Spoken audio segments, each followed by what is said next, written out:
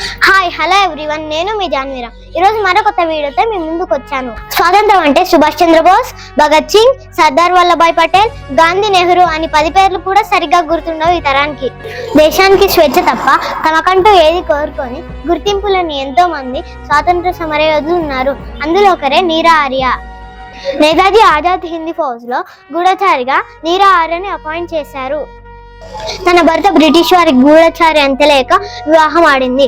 అతనికి కూడా నీరా ఆర్య గూఢచారి అని తెలియదు. అనుమానంతో ఆమె భర్త ఫాలో చేయగా నేతాజీ మీదకి కాల్పులు జరపగా భర్త అని కూడా చూడకుండా కత్తితో పొడిచి చంపింది.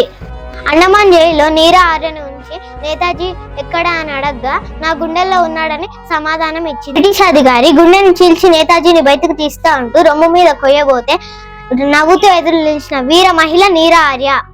చాలా మందికి జలియన్ వాలాబాగ్ హత్యాకాండం గురించి మాత్రమే తెలుసు.